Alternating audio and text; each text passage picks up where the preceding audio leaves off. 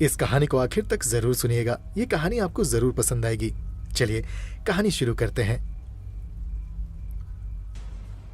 मैं और मेरा प्यारा मित्र शर्लक होम्स बेकर स्ट्रीट के उसके घर में कॉफी का लुत्फ उठा रहे थे। तभी शर्लक होम्स मुझसे बोला, मेरे प्यारे दोस्त वॉटसन, ये इंसानों की जिंदगी भी ना ऊपर वाले की बनाई हर चीज से ज्यादा रहस्यमयी है। अचानक से उसके मुंह से यह गहरी बात सुनकर मैंने हैरानी से उसकी तरफ देखा। उसके चेहरे पर गंभीर भाव थे। वो आगे बोला, अब देखो वॉटसन, कभी कभी लगता है कि जीवन में जिन चीजों की सबसे ज्यादा जरूरत है वही हमारे पास नहीं है, या यूं कह लो कि हमें उन्हीं चीजों की सबसे ज्यादा जरूरत होती है जो हमारे पास नहीं होती। और ऐसा होता है कि उन चीजों के ना होने की वजह से हम बहुत से कामों को करने की हिम्मत भी नहीं जुटा सकते। अब तुम समझ रहे हो ना मैं क्या कहना चाह रहा हूं? मैंने कहा, अब मिस्टर शर्लक होम्स, जासूस तुम हो, मैं नहीं। मैं तो बस तुम्हारा असिस्टेंट हूं। मुझे वैसे भी तुम्हारी बातें आसानी से समझ में नहीं आती, इसलिए जरा खुल के समझाओ।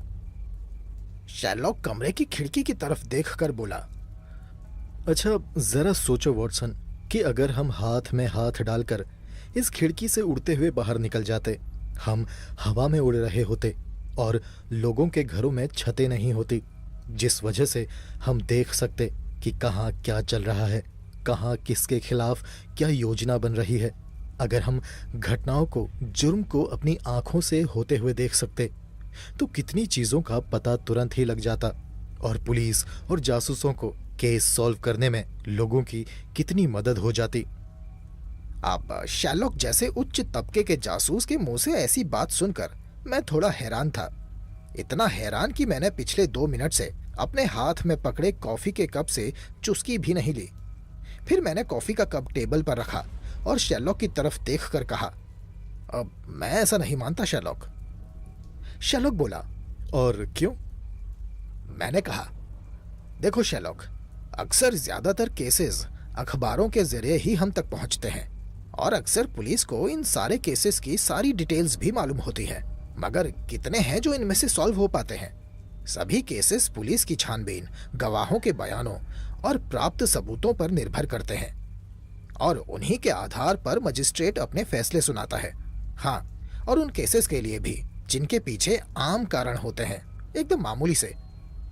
जैसे आज सुबह के इस अखबार में एक खबर छपी है। मैंने अखबार की तरफ इशारा करते हुए कहा, ये देखो, ये हेडलाइन पढ़ो, एक पति ने अपनी पत्नी को बेरहमी के साथ पीटा। अब शर्लक, मैंने इस पूरी खबर को नहीं पढ़ा है, लेकिन हेडलाइन देखकर ही बता सकता हूं कि इसके पीछे क्या कारण रहा होगा। या तो इसके पीछे कोई दूसरी औरत का चक्कर रहा होगा, या तो पति बहुत ज्यादा शराब पीता होगा और उसकी पत्नी उसका शराब पीना पसंद नहीं करती होगी, या फिर उसके पति की नीयत अपनी साली की तरफ खराब रही होगी। ऐसे ही छुटमुट कारणों में से कोई एक कारण इस मारपीट के पीछे रहा होगा शर्लक। क्या इन कारणों का पता पुलिस और मजिस्ट्रेट को नहीं होता? शर्लक बोला, हाँ हाँ, तुम्हारा कहना भी एकदम ठीक है वॉटसन, लेकिन अगर तुम इस खबर के नीचे देखोगे तो तुम्हें वहां पर एक और खबर छपी दिखाई देगी। वो खबर एक तलाक के केस के बारे में है, जिसमें ना तो पति शराबी है, ना ही किसी दूसरी औरत का चक्कर है और ना ही उसकी नीयत उसकी साली की तरफ खराब है। अब इस केस में क्या हुआ था मैं तुम्हें बताता हूं वॉटसन। पति ने खाना खाने के बाद अपने नकली दांत निकालकर अपनी पत्नी पर फेंक मारे थे। झगड़े की वजह कितनी अजीब है ना वॉटसन। कहने का मतलब है कि कभी कभी जो होता है वो दिखता नहीं है और जो दिखता है वो असल में होता नहीं। कभी कभी हम जिसे देख रहे होते हैं उसे बयान नहीं कर सकते और कभी कभी जो बयान सुन रहे होते हैं उसके पीछे की सच्चाई देख नहीं पाते। अदालतों में सच कुछ और होता है और दिखाई कुछ और देता है। ये बातें थोड़ी पेचीदी हैं वॉटसन। तभी दरवाजे पर दस्तक हुई। शर्लक होम्स के बेहद विश्वास पात्र बिली ने दरवाजा खोला। बिली वो शख्स है जो शर्लक होम्स के पूरे घर की देखभाल करता है। हमने देखा कि दरवाजे के बाहर एक युवती बदहवास हालत में खड़ी है। उसकी उम्र यही कोई 25 साल रही होगी। उसके बाल सुनहरे थे, होंठ सुर्ख और चेहरा बेहद ही खूबसूरत। उसने अपना नाम मैरी सुदरलैंड बताया। शेरलॉक होम्स ने उसका औपचारिक रूप से स्वागत किया और उसे बैठने के लिए कहा। मैं उस लड़की की आंखों में बेचैनी को साफ देख पा रहा था। वो किसी बात को लेकर बहुत ज्यादा परेशान थी। वैसे भी वो शेरलॉक के पास आई थी तो लाजमी था कि वो परेशान ही रही होगी, तभी वहां आई है। एक अनजान शख्स, वो भी एक लड़की, क्यों भला एक ऐसे इंसान के पास आएगी जो अपनी ही दुनिया में व्यस्त रहता था। उसकी अपनी ही दुनिया थी जहां इन्वेस्टिगेशंस थी, खोजें थी, परेशान शुदा लोगों की मदद का जज्बा था। उस युवती के बैठते ही शेरलॉक उससे बोला, कमाल की बात है, आपकी नजर कमजोर होने के बाद भी आप टाइपराइटर के छोटे अक्षरों को कैसे ढूंढ पाती हैं? क्या कमजोर नजर की वजह से आपकी टाइपिंग स्पीड पर असर नहीं पड़ता मिस सुदरलैंड? उस औरत ने आश्चर्यचकित भाव से शेरलॉक की तरफ देखते हुए कहा, अब पहले पढ़ता था, पर अब मैं जानती हूँ कि टाइपराइटर में कौन सा अक्षर कहाँ पर है। अब मुझे उन्हें देखने की जरूरत नहीं पड़ती। पर आपने मुझे देखते ही ये कैसे जान लिया कि मेरी नजर कमजोर है, जबकि मैं तो आपसे पहली बार मिल रही हूं? इसमें कोई बड़ी बात नहीं, शेरलॉक होम्स ने हंसते हुए कहा। मेरा काम ही ऐसी चीजों का पता लगाना है। वो युवती बोली, फिर भी मैं जानना चाहती हूँ कि आपने ये कैसे जाना? शेरलॉक बोला, अब मेरे कमरे में घुसते हुए आपने दरवाजे पर टंगी मेरी नेम प्लेट को पढ़ा था। पढ़ते वक्त आप आंखों को थोड़ा मिचमिचा रही थी। ऐसा वही लोग करते हैं जिनकी नजर थोड़ा कमजोर होती है। और आपकी आस्तीनें कोहनी पर से बहुत मुचड़ी हुई सी और थोड़ी गंदी सी हो रही हैं, जैसे वो टेबल पर रगड़ खाती हो। बस इसी वजह से मुझे मालूम चला कि आप टाइपिंग का काम करती हैं। ओह ब्रिलियंट, आपने तो कमाल कर दिया मिस्टर होम्स। वो युवती चहकते हुए बोली। वो शेरलॉक होम्स से काफी प्रभावित लग रही थी। शेरलॉक बोला, तो अब आप बता सकती हैं कि आप यहाँ किस उद्देश्य से आई हैं? वो युवती बोली, मेरा नाम मैरी सदरलैंड है। मैं यहाँ मिसेस एथरीन के केस की सफलता के बारे में सुनकर आई हूँ। शेरलॉक बोला, ओह हाँ, मिसेस एथरीन, उनके हस्बैंड के गायब हो जाने का केस मुझे याद है।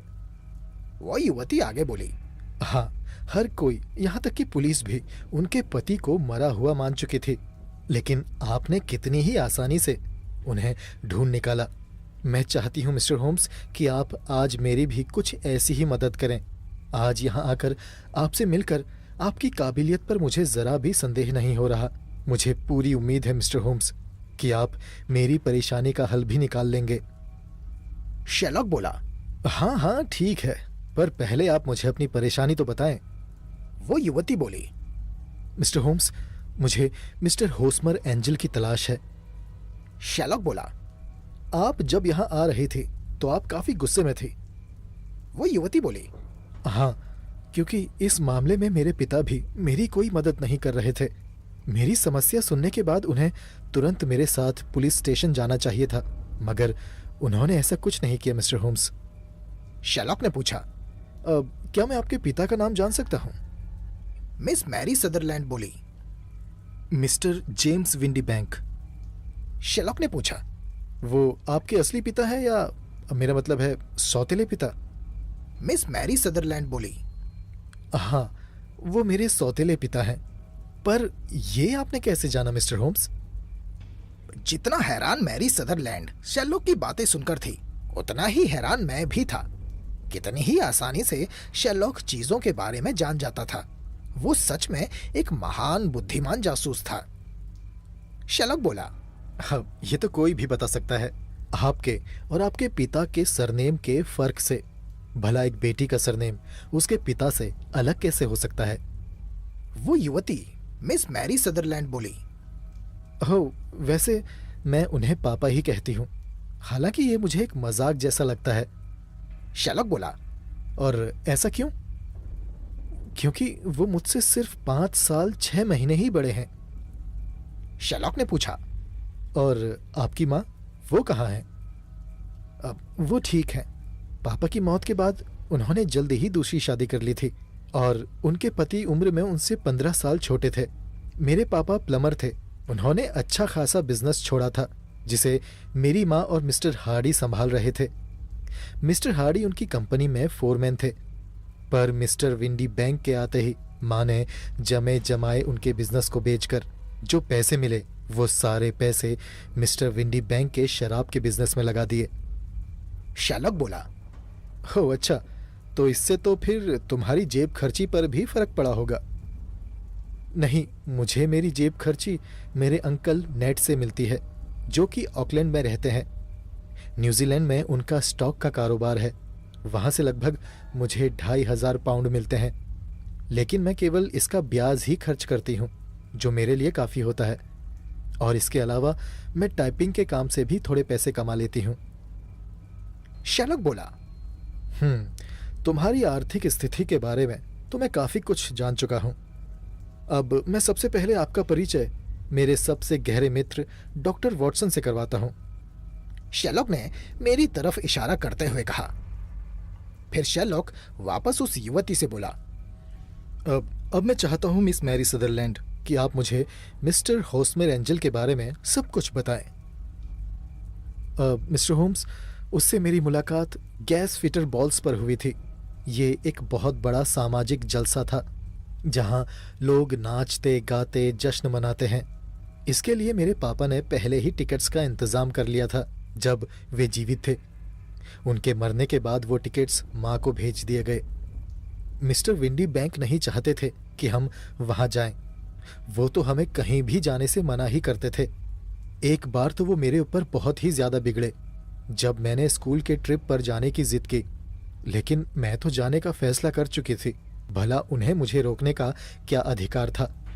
मेरी अपनी जिंदगी थी, मेरी अपनी ख्वाहिशें थी, उस पर वे बंदिशें नहीं लगा सकते थे। लेकिन जब उन्हें पता चला कि मेरे पापा के फ्रेंड्स भी वहां आने वाले हैं, तो उन्होंने ये कहकर हमें रोकने की कोशिश की कि ये फंक्शन हमारे लायक नहीं है। मिस्टर होम्स, उन्हें तो मेरे पहनावे पर भी एतराज़ था। मेरे पास एक बेहद खूबसूरत वेलवेट मेड पोशाक थी। उसे पहनकर मैं बहुत कंफर्टेबल फील करती थी। मुझे डर था कि वो उसमें भी एतराज़ करेंगे, मगर वो तो अच्छा हुआ कि जलसे वाले दिन उन्हें किसी काम से फ्रांस जाना पड़ा। तब मैं और माँ मिस्टर हार्डी के साथ वहाँ गए। हाँ, वहीं मैं पहली बार उससे मिली, मिस्टर हॉस्मर एंजल। ये नाम लेकर वो युवती कहीं खो सी गई। मैं समझ गया था कि वो मिस्टर होस्मर एंजल के ख्यालों में खो चुकी है। तभी शेरलॉक होम्स बोल पड़ा। ओह, तब तो जब मिस्टर विंडी बैंक फ्रांस से लौटे होंगे तो वो ये जानकर बहुत गुस्सा हुए होंगे कि तुम उनके मना करने के बावजूद भी जलसे में गई, राइट? नहीं, ऐसा कुछ नहीं हुआ, बल्कि लौटने पर तो वो बहुत ही ज्यादा खुश नजर आ रहे थे। शेरलॉक ने पूछा। अच्छा, तो तुम उस जलसे में मिस्टर होस्मर एंजल से मिली? जी मिस्टर होम्स, मैं उस रात उससे मिली। वहाँ रोशनी ज्यादा नहीं थी, पर वो हमारी पहली मुलाकात थी। पापा के लौटने से पहले हम 2 बार मिले, लेकिन उनके लौट आने के बाद वो मुझसे नहीं मिला। शेरलॉक बोला। पर ऐसा क्यों? मैं आपको पहले भी बता चुकी हूँ मिस्टर होम्स कि मेरे सौतेले पिता मिस्टर विंडी बैंक की सोच हमारी सोच से बिल्कुल ही अलग थी। उन्हें मेरी इच्छाओं और पसंद की बिल्कुल परवाह नहीं थी। वो हमारा मिलना पसंद नहीं करते। इस बात को एंजल भी अच्छे से जानता था और समझता था। वो कोई फसाद खड़ा नहीं करना चाहता था। शेरलॉक ने फिर पूछा। हो अच्छा, तो फिर मिस्टर होस्मर एंजल आपसे कितने दिनों तक नहीं मिले? अब जब तक पापा हमारे साथ थे तब तक हम दोनों नहीं मिले, लेकिन फिर अगले हफ्ते उन्हें फिर से फ्रांस जाना पड़ा। तब होस्मर ने मुझे पत्र लिखा कि मिलने से ज़्यादा सुरक्षित ये है कि हम पत्रों के द्वारा आपस में बातें करें। बस इसी तरह हम दोनों पत्रों के माध्यम से एक दूसरे से अपने मन की बातें लिखते थे। हमने एक ऐसी जगह तय कर ली थी जहां हम अपने पत्र को रख आते थे। वो अपना पत्र रात में वहां छोड़ कर आता था, मैं सुबह अपना पत्र वहां छोड़ आती और उसका पत्र ले आती थी। शेरलॉक बोला। अब वो काम क्या करता था? मैरी बोली। मैं उसके बारे में सिर्फ इतना जानती हूँ मिस्टर होम्स कि वो लेडन हॉल स्ट्रीट के किसी दफ्तर में कैशियर का काम करता था। शेरलॉक ने पूछा। ओह अच्छा, और वहाँ वो किस दफ्तर में था? मैरी बोली। अब दफ्तर का नाम तो मैं नहीं जानती। शेरलॉक ने पूछा। अच्छा, तो तुम्हें ये तो पता होगा कि वो रहता कहाँ है। अब मिस्टर होम्स, उसने बताया था कि वो दफ्तर में ही सोता है। शेरलॉक ने कहा। मतलब तुम्हें उसका पता तक नहीं मालूम? मैरी ने कहा। अब नहीं, प्यार करने वालों के पते दिल से दिल तक ही सीमित होते हैं। शेरलॉक ने एक गहरी सांस छोड़ी और फिर पूछा। खैर, तुम अपने पत्र किस पते पर भेजती हो? मैरी ने कहा। अब मिस्टर होम्स, हम पत्र किसी पते पर नहीं भेजते, एक जगह पर रख छोड़ाते हैं। शेरलॉक बोला। तो उसने तुम्हें अपने दफ्तर का पता क्यों नहीं दिया? तुम अपने पत्र उसके दफ्तर के पते पर भी तो भेज सकती थी। मैरी बोली। अब वो ऐसा कहता था कि अगर पत्र उसके दफ्तर में आया तो दफ्तर में उसके सहकर्मी उसका मजाक उड़ाएंगे, बातें बनाएंगे। शेरलॉक ने फिर पूछा। क्या तुम उसके बारे में मुझे कुछ और जानकारियां दे सकती हो? अब कैसी जानकारी मिस्टर होम्स? शेरलॉक ने कहा। जैसे उसके व्यवहार के बारे में। वो तुमसे जब मिलता था तो दिन के वक्त मिलता था या रात के वक्त? मैरी बोली। मिस्टर होम्स, वो मुझे बहुत शर्मीला इंसान लगा। वो मुझे अक्सर रात में अंधेरे में ही मिलता था। वो डरता था कि कहीं दिन के उजाले में कोई हमें मिलते हुए ना देख ले। मैंने हालांकि उसे कभी ठीक से देखा तक नहीं, पर मैं कह सकती हूं कि वो जरूर अपनी बातों की ही तरह प्यारा होगा। शेरलॉक बोला। क्या मतलब तुमने उसे ठीक से देखा तक नहीं? इसका क्या मतलब हुआ? मैरी बोली। मैंने आपको बताया ना मिस्टर होम्स कि हम रात में ही मिलते थे, जब अक्सर अंधेरा होता था। शेरलॉक बोला। ओह अच्छा। मैरी सदरलैंड आगे बोली। मिस्टर होम्स, वो बहुत धीरे बात करता था, लगभग फुसफुसा कर ही। उसने बताया था कि उसके गले में कुछ प्रॉब्लम थी, जिसकी वजह से वो ज्यादातर गले में जोर देकर नहीं बोल पाता था। और वैसे भी उसे जोर से चीख चीख कर बोलना पसंद नहीं था। उसके गले का इलाज भी चल रहा था। उसका काफी पैसा उस इलाज में खर्च हो गया था। मैंने भी कई बार उसकी आर्थिक मदद की थी। हालांकि वो इसके लिए तैयार नहीं था और मेरी काफी मिन्नतें करने के बाद वो राजी हुआ। वो एक वेल ड्रेस्ड इंसान है। उसकी आंखें भी मेरी ही तरह थोड़ी कमजोर हैं। वो एक बड़ा सा काला चश्मा लगाता है। शेरलॉक ने पूछा। अच्छा, फिर जब तुम्हारे पापा मिस्टर विंडी बैंक फ्रांस से लौटे तब क्या हुआ? मैरी बोली। अब उनके लौटने से पहले ही होस्मर मेरे घर आया। तब मैंने उससे कहा कि क्यों ना मेरे पापा के आने से पहले हम दोनों शादी कर लें। शेरलॉक ने पूछा। हो, तो फिर क्या हुआ? क्या तुमने अपनी माँ से इस चीज के लिए इजाजत ली? मैरी बोली। मैंने माँ को उसके बारे में बताया था और उन्हें इस शादी से कोई एतराज नहीं था मिस्टर होम्स। वो भी यही चाहती थी कि हम पापा के लौटने से पहले शादी कर लें। उन्होंने मुझे आश्वस्त भी किया कि पापा को वो मना लेंगी। हालांकि मैं पापा की मर्जी की कोई परवाह करती भी नहीं थी और मैं उनसे डरती भी नहीं थी। इसलिए मैंने उनके फ्रांस के ऑफिस के पते पर इस बात की सूचना भेज दी कि मैं शादी कर रही हूं। शेरलॉक होम्स ने कहा। अच्छा, फिर उसके बाद क्या हुआ? मैरी बोली। ठीक मेरी शादी वाले दिन वो पत्र वापस लौट आया। शेरलॉक होम्स ने पूछा। मतलब कि वो पत्र उन्हें नहीं मिला? अच्छा, तो फिर उसके बाद क्या हुआ? मैरी बोली।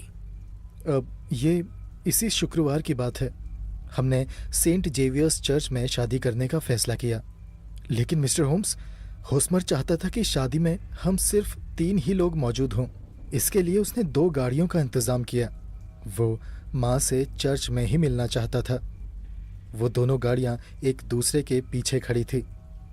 पीछे वाली गाड़ी में वो खुद बैठा हुआ था और आगे वाली गाड़ी में उसने मुझे और मेरी माँ को चर्च आने को कहा। हम चर्च पहुँचे। हम उस पीछे वाली दूसरी गाड़ी से उसके उतरने का इंतजार करते रहे, लेकिन जब वो नीचे नहीं उतरा तो हमने देखा कि वो गाड़ी में ही नहीं था मिस्टर होम्स। हमने गाड़ीवान से पूछा कि वो कहाँ गया, पर गाड़ीवान को भी इस बात का बिल्कुल पता नहीं था कि वो कब गाड़ी से नीचे उतर गया। शेरलॉक ने बीच में पूछा। अच्छा, कहीं तुम दोनों का कोई झगड़ा या फिर? मैरी सुदरलैंड बीच में बोली। अब नहीं, हमारा कोई झगड़ा नहीं हुआ। सुबह तक हम दोनों एक दूसरे से अच्छे मूड में बात कर रहे थे। वो बहुत खुश था। अब मुझे नहीं लगता कि मैंने कुछ ऐसा कहा था जो उसे बुरा लगा हो। तब बीच में बोलकर मैंने अपनी शंका व्यक्त की। मैंने कहा, क्या रास्ते में उसके साथ ऐसा कुछ हुआ हो जिसकी वजह से वो गायब हो गया हो? मैरी बोली, अब हो सकता है। मुझे भी इसी बात की शंका है कि वो किसी खतरे में पड़ गया है। इसीलिए मैं आपके पास आई हूँ मिस्टर होम्स कि आप उसका पता लगाएं। मैं बहुत परेशान हूँ। वो ना जाने किस हालत में होगा, कहाँ होगा। शेरलॉक ने फिर पूछा। अच्छा, इसके बाद तुम्हारी माँ की क्या प्रतिक्रिया थी? मैरी बोली, अब मिस्टर होम्स, माँ को बहुत बुरा लगा। उन्होंने यहाँ तक कह दिया कि मैं आज के बाद उससे मिलना तो दूर, उसका नाम तक ना लूं। शेरलॉक ने फिर कहा, और तुम्हारे पापा, तुमने उनके वापस लौटने पर उन्हें भी तो ये बात बताई होगी। मैरी बोली, मैं रो रही थी। तब पापा ने मुझसे कहा कि वो ऐसे लोगों की मानसिकता के बारे में अच्छे से जानते हैं जो पहले तो दूसरों के पैसों पर ऐश करते हैं और शादी जैसी स्थिति आने के बाद वो उस बंधन में फंसना नहीं चाहते और ऐसा ही करते हैं जैसा हॉस्मर एंजल ने मेरे साथ किया। लेकिन मैं जानती हूँ मिस्टर होम्स कि हॉस्मर ऐसा इंसान नहीं है। वो ज़रूर किसी मुसीबत में है। मैंने अपने पापा के चेहरे पर एक सुकून देखा, मानो जैसे वो इस शादी के ना होने से बहुत खुश हों। पापा ने मुझे मेरे आंसू पोंछने के लिए अपनी जेब से निकालकर एक रुमाल दिया और वहां से चले गए। शेरलॉक ने फिर पूछा, अब क्या हॉस्मर एंजल ने तुम्हें पत्र लिखकर अपने बारे में कुछ नहीं बताया कि वो अचानक कहाँ और क्यों गायब हो गया? मैरी बोली, नहीं मिस्टर होम्स, हालांकि मैं इसी उम्मीद में पोस्ट ऑफिस गई जरूर थी। शेरलॉक उसको आश्वासन देता हुआ बोला, अब देखो मिस मैरी, इस घटना का रहस्य तो मैं पता लगाऊंगा ही, लेकिन तुम इस घटना के बारे में सोच सोच कर खुद को ज्यादा परेशान मत करो। हालांकि ये तुम्हारे लिए मुश्किल होगा, लेकिन मैं चाहूंगा कि तुम इसे भूलने की कोशिश करो। मैं तो ये तक चाहूंगा कि तुम हॉस्मर एंजल को भी भूलने की कोशिश करो मिस मैरी। मैरी सुदरलैंड हैरानी से शेरलॉक की आंखों में देखते हुए बोली, क्या मिस्टर होम्स, आप ये कहना चाहते हैं कि मैं अब उससे कभी नहीं मिलूंगी? शेरलॉक ने कहा, अब मुझे शक है शायद तुम मुझसे कभी नहीं मिल पाओगी मिस मैरी। मैरी बोली, तो फिर उसके साथ क्या हुआ? वो कहाँ चला गया? शेरलॉक ने कहा, अब ये सारे सवाल तुम मेरे पास ही छोड़ दो, और क्या तुम मुझे उसके लिखे हुए पत्र दे सकती हो? मैरी ने कहा, अब हाँ, मेरे पास सारे पत्र पड़े हैं।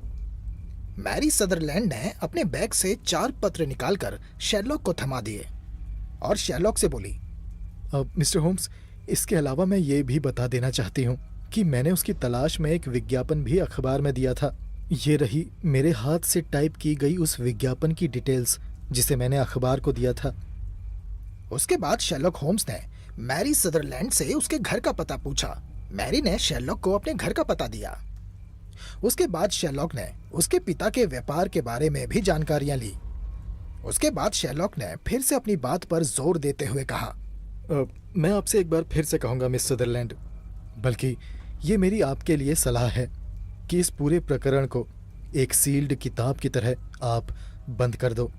इसे आप अपनी जिंदगी में एक ग्रहण के समान प्रभाव मत डालने देना।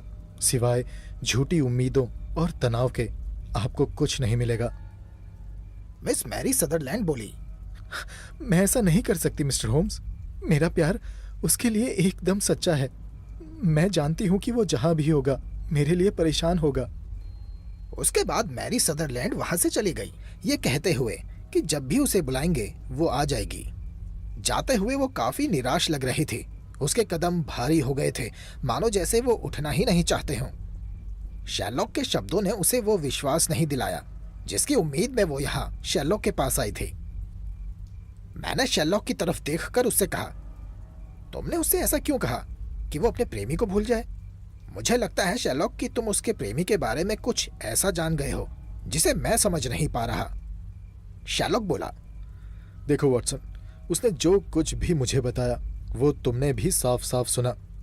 मिस मैरी सदरलैंड की बातें सुनकर जितना तुम जानते हो उतना ही मैं भी जानता हूं। लेकिन तुमने उन बातों को नहीं देखा वॉटसन, जिन्हें मैंने देखा। अक्सर हम लोग सामने वाले की कहानी में खो जाते हैं और उससे हटकर सोच नहीं पाते, जबकि असल जरूरत इसी की होती है। शेरलॉक ने फिर मुझसे कहा, अच्छा वॉटसन, एक काम करोगे? जो विज्ञापन वाली पर्ची वो देकर गई है, क्या तुम उसे मेरे लिए पढ़ सकते हो? मैंने मिस मैरी सुदरलैंड की दी हुई वो विज्ञापन की पर्ची उठाई और उसे शेरलॉक के लिए पढ़ना शुरू किया। उसमें लिखा था, गुमशुदा की तलाश। एक आदमी जिसका नाम होस्मर एंजल है, कद 5 फीट 7 इंच, दिखने में मजबूत, साफ रंग, काला चश्मा लगाता है, काला फ्रॉक कोट और ग्रे पैंट पहने हुए है। वो खुद को लेडन हॉल स्ट्रीट के एक दफ्तर में कैशियर बताता है। यदि किसी को ऐसे शख्स के बारे में पता चले, वो बताने की कृपा करे। मैंने वो विज्ञापन पढ़ना खत्म किया तो शेरलॉक बोला, तो वॉटसन, क्या तुम पर्चे में लिखे शब्दों और होस्मर एंजल के द्वारा लिखे गए पत्रों की समानता या उस अंतर को बता सकते हो जिसे फिलहाल मैं तो देख पा रहा हूं? मैंने कहा, अब फिलहाल दोनों में जो चीज समान है वो शायद ये है कि ये दोनों चीजें हाथों से लिखने के बजाय टाइपराइटर से टाइप किए गए हैं। शेरलॉक बोला, बहुत अच्छे वॉटसन। और देखो, क्या कुछ और दिखाई दे रहा है? अब मैंने कहा, नहीं, मुझे और कुछ समझ में नहीं आ रहा। शेरलॉक ने आगे कहा, खैर, मैं इस बात की तह तक जाने के लिए मैं खुद एक पत्र लिखूंगा मैरी सदरलैंड के पिता विंडी बैंक को, ये पूछने के लिए कि क्या वो हमसे कल शाम 6 बजे यहाँ मिल सकता है। और तब तक, जब तक विंडी बैंक का जवाब मुझ तक नहीं पहुंच जाता, मैं इस केस में कोई भी निर्णय नहीं ले सकता। चूंकि अब इस मामले में अगले दिन से पहले कुछ हो नहीं सकता था, तो मैं भी शेरलॉक के घर से सीधा अपने घर वापस आ गया। अगले दिन शाम से पहले शेरलॉक मैरी सदरलैंड के गायब हुए कथित प्रेमी या कहें दूल्हे को सामने लाने वाले सबूत इकट्ठा करने वाला था। अगले दिन जब मैं शेरलॉक के घर बेकर स्ट्रीट पहुंचा, तो शेरलॉक को मैंने किसी एक्सपेरिमेंट में बिजी पाया। पूरे कमरे में हाइड्रोक्लोरिक एसिड की गंध फैली पड़ी थी। शेरलॉक के सामने कुछ केमिकल्स और कुछ टेस्ट ट्यूब्स रखे हुए थे। शायद वो किसी केमिकल टेस्टिंग में लगा हुआ था। उसकी आंखें नींद से भरी हुई थी। मैंने शेरलॉक से कहा, तो क्या तुमने गुमशुदा दूल्हे की पहेली सुलझा ली शेरलॉक? शेरलॉक बोला, हाँ, जहां तक मेरी जांच कहती है तो ये मुझे चीटिंग या धोखेबाजी का केस लगता है। मैंने पूछा, अच्छा, और कौन किसको धोखा दे रहा है शेरलॉक? इससे पहले कि शेरलॉक कुछ कहता, हमें कमरे के बाहर से कदमों की आवाज सुनाई पड़ी। शेरलॉक मुझसे बोला, वॉटसन, ये मिस्टर विंडी बैंक के कदमों की आवाज है। उन्होंने मुझे मेरे पत्र के जवाब में लिखा था कि वो शाम 6 बजे तक मुझसे मिलने यहाँ आएंगे। तभी कमरे में एक शख्स दाखिल हुआ जो मिस्टर विंडी बैंक ही था। वो मंझले कद का, यही कोई 30 की उम्र का क्लीन शेव्ड व्यक्ति था। उसने अपना चमचमाता हुआ हैट एक तरफ टांग दिया। शेरलॉक उससे बोला, good evening mister James windy bank. Windy bank एक पत्र दिखाते हुए बोला, मिस्टर होम्स, शायद ये पत्र आपने मुझे यहाँ मीटिंग के लिए बुलाने के लिए भेजा था। हाँ, पर शायद मैं थोड़ा लेट हूँ और परेशान भी हूँ। माफ़ी चाहता हूँ कि मैरी ने आपको इस मामले में खामखा परेशान किया। वो जिद्दी लड़की है, जिस चीज़ के पीछे पड़ जाती है उस चीज़ के बारे में जल्दी सोचना नहीं छोड़ती। मैं चाहता हूँ मिस्टर होम्स कि आप इस मामले में पुलिस को बिल्कुल भी इन्वॉल्व ना करें। मैं नहीं चाहता कि खामखा हमारी जग हंसाई हो। मैं तो ये भी नहीं समझ पा रहा हूँ कि जो इंसान धोखा देकर भाग गया है, उस धोखेबाज इंसान को आप भी कैसे ढूंढ पाएंगे। मेरा इशारा उस होस्मर एंजल से है जिसके लिए मेरी नादान बेटी पागल है। शेरलॉक बोला, आपकी जानकारी के लिए मैं आपको बता दूं मिस्टर विंडी बैंक कि मेरे पास हर वो कारण है कि मैं उसे ढूंढ निकालूं, और मैंने उसे ढूंढ निकाला है। विंडी बैंक बोला, तो बताइए मिस्टर होम्स, मैं बेचैन हूं ये जानने के लिए कि वो कहाँ है। शेरलॉक बोला, आपको ये जानने के लिए बेचैन होना चाहिए मिस्टर विंडी बैंक कि वो है कौन। विंडी बैंक बोला, अब क्या मतलब है तुम्हारा? क्या वो होस्मर एंजल नहीं है? शेरलॉक बोला, अब जरा रुकिए, अभी सब पता चल जाएगा। वैसे मिस्टर विंडी बैंक, क्या आप ये मानते हैं कि दो लोगों की हैंडराइटिंग एकदम समान हो सकती हैं, एकदम same to same? Wendy bank बोला, अब साइंटिफिकली बिल्कुल नहीं हो सकती। शेलॉक बोला, हाँ, मैं भी यही मानता हूं, पर मिस्टर विंडी बैंक, टाइपराइटर के मामले में ऐसा होता है, यानी कि वो एक जैसा लिख सकते हैं। वेंडी बैंक बोला, अब क्या मतलब है आपका? मतलब ये मिस्टर विंडी बैंक कि दो टाइपराइटर्स एक जैसा लिख सकते हैं, लेकिन एक ही टाइपराइटर दो अलग अलग तरीकों से नहीं लिख सकता। वेंडी बैंक बोला, मैं अब भी कुछ नहीं समझा मिस्टर होम्स, आप क्या कहना चाहते हैं? सच कहूं तो शेरलॉक की बातें मेरे भी सिर के ऊपर से जा रही थी। शेरलॉक आगे बोला, इसमें ना समझने वाली बात तो कुछ है नहीं मिस्टर विंडी बैंक कि एक टाइपराइटर एक ही तरीके से लिख सकता है, चाहे मैं उसे लंदन से लिखूं या ऑस्ट्रेलिया से या फिर इंडिया से। अब मैं आपके लिखे हुए पत्र पर आता हूं।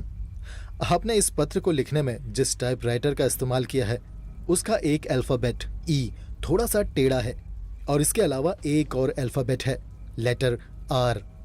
लेटर आर की डंडी बहुत थोड़ी सी टूटी हुई है, जिस वजह से लेटर आर पूरा टाइप नहीं होता।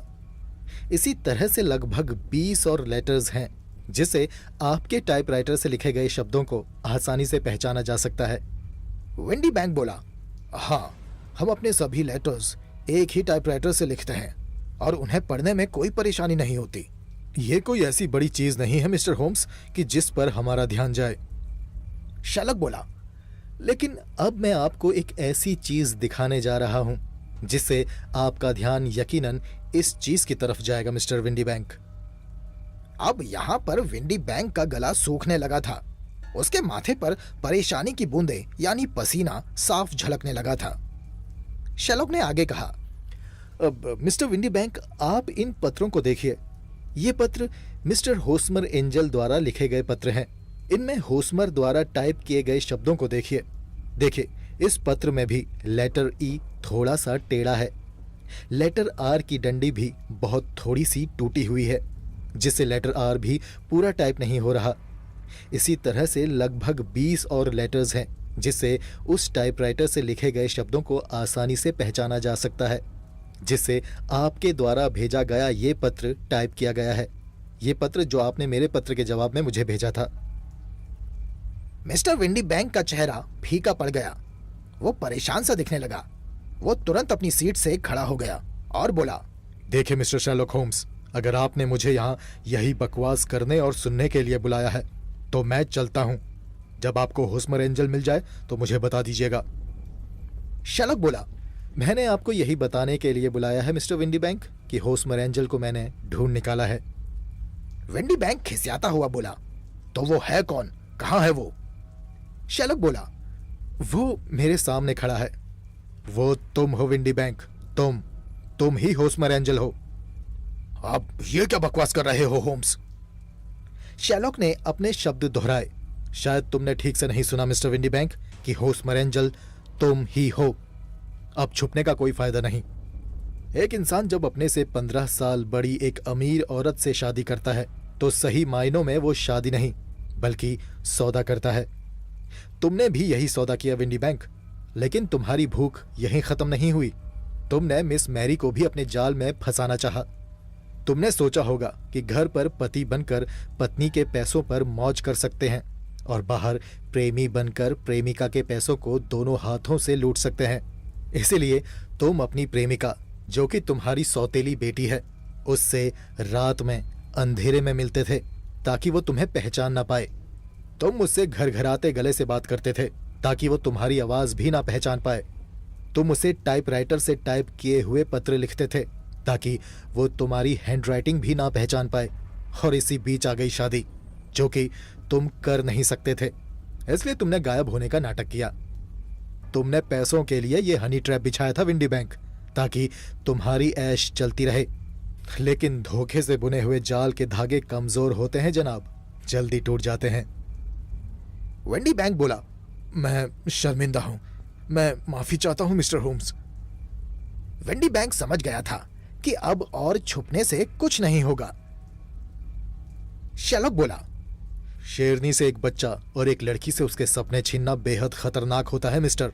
तुमने ऐसा करके बहुत बड़ा गुनाह किया है, और वो भी अपनी ही बेटी के साथ। तुम्हें तो नरक में भी जगह नहीं मिलेगी। प्लीज प्लीज आप उसको कुछ नहीं बताएंगे, वरना मैं मरने के लायक भी नहीं रहूंगा। मैं उसको सच नहीं बता सकता था, और वैसे भी वो इस सब पर यकीन नहीं करती। शेरलॉक बोला। तुमने जो किया है अपना जमीर खोकर किया है। यदि अब भी कुछ शर्म बाकी है तो भविष्य में होस्मर एंजल को जिंदा करने की कोशिश भी मत करना विंडी बैंक। मैरी वक्त के साथ उसे भूल जाएगी। तुम वापस होस्मर एंजल बनके या किसी और को होस्मर एंजल बनाकर उसके पास मत भेज देना। मेरी नजर हमेशा तुम पर रहेगी विंडी बैंक। उसके बाद विंडी बैंक शर्मिंदा होकर वहां से चला गया। मैंने शेरलॉक से कहा, तुमने तो कमाल कर दिया शेरलॉक। सारी कहानी तुमने और मैंने एक साथ सुनी थी, पर मैं सोच भी नहीं सका कि विंडी बैंक ही होस्मर एंजल है। वैसे तुम्हारा शक विंडी बैंक पर कैसे गया शेरलॉक? शेरलॉक बोला। होस्मर एंजल और विंडी बैंक में एक सबसे बड़ी समानता थी। मैंने कहा, अब कैसी समानता शेरलॉक? शेरलॉक बोला, जब मैरी सदरलैंड ने मुझे बताया कि वो होस्मर की आर्थिक रूप से भी मदद करती थी, तब मुझे लगा कि कहीं वो उस भोली सूरत के पीछे का छल तो नहीं है जो मैरी होस्मर एंजल की दिखा रही थी। मैरी ने बताया कि होस्मर आर्थिक मदद लेते समय शर्मिंदा होता था मगर वॉटसन वो सिर्फ शर्मिंदा होने का नाटक करता था। उसने कभी आर्थिक मदद लेने से मना नहीं किया। अगर मैरी मुझे आर्थिक मदद वाली बात नहीं बताती तो मैं कभी विंडी बैंक पर संदेह नहीं करता। मैंने पूछा, तुम समानता के बारे में कुछ कह रहे थे, उन दोनों में क्या समानता है ये तो बताओ। शेरलॉक बोला, हाँ, इन बातों से ये बात सिद्ध होती है कि होस्मर की मंशा मैरी से पैसा ऐंठने की थी। मैरी होस्मर के प्यार में थी, इसलिए वो ये सब बातें नहीं सोच सकती थी, लेकिन मुझे सोचनी थी। इससे ये तो सिद्ध हो गया कि होस्मर स्वभाव से लालची है, ठीक मैरी के सौतेले पिता विंडी बैंक की तरह। क्योंकि विंडी बैंक ने भी पैसों के लिए अपने से 15 साल बड़ी औरत से शादी की थी ताकि उसका जीवन आराम से कट सके। और इस बात पर भी गौर करो वॉटसन कि दोनों लोग एक ही समय में मैरी के साथ नहीं होते थे। यानी विंडी बैंक दिन में मैरी से मिलता था और होस्मर रात में, वो भी अंधेरे में, ताकि मैरी ठीक से उसका चेहरा देख ना सके। आवाज पहचाने जाने के डर से वो उससे साफ आवाज में बात नहीं करता था। रात में भी वो काला चश्मा पहनता था। मेरा शक तब और पक्का हुआ जब मैंने होस्मर के सिग्नेचर तक टाइप हुए देखे। कोई भी इंसान सिग्नेचर क्यों टाइप करेगा, पर होस्मर यानी विंडी बैंक नहीं चाहता था कि वो सिग्नेचर करके अपनी हैंडराइटिंग से पकड़ा जाए। तब मैं समझ गया कि ये एक ही इंसान है जो दो लोगों को बेवकूफ बनाने की कोशिश कर रहा है। लेकिन अपनी बात को साबित करने के लिए मैं एक पुख्ता सबूत चाहता था। इसीलिए मैंने विंडी बैंक को पत्र लिखकर यहाँ आने को कहा। मैंने उन्हें पत्र का जवाब देने के लिए भी कहा था, और मेरे पास उसका टाइप किया हुआ पत्र आया। और मिस मैरी ने होस्मर की गुमशुदगी का विज्ञापन अखबार को देने के लिए जो डिटेल्स टाइप की थी, वो भी घर का ही टाइपराइटर था।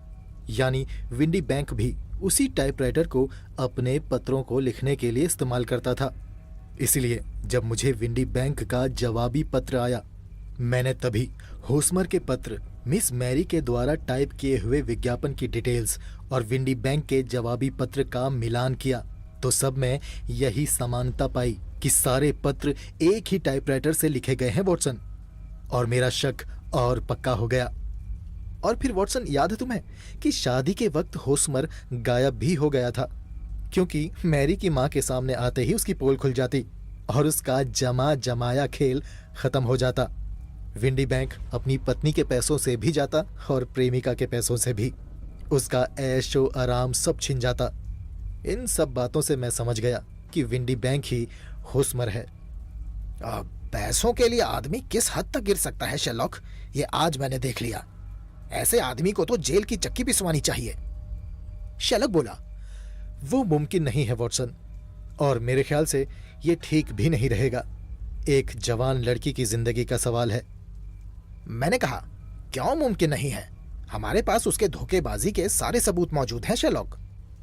शेरलॉक बोला, हाँ, पर इसके लिए तो मैरी को केस दर्ज करवाना होगा ना वॉटसन। पर मैं नहीं चाहता कि मैरी को यह पता चले कि उसका पिता ही उसका प्रेमी था जिससे वो बेहद प्यार करती थी। मैरी का प्यार पर से विश्वास उठ जाएगा और मैं ऐसा नहीं चाहता। विंडी बैंक को सबक मिल चुका है और हमें हमारे सवालों के जवाब, तो अब इस चैप्टर को क्लोज कर देना ही अक्लमंदी होगी।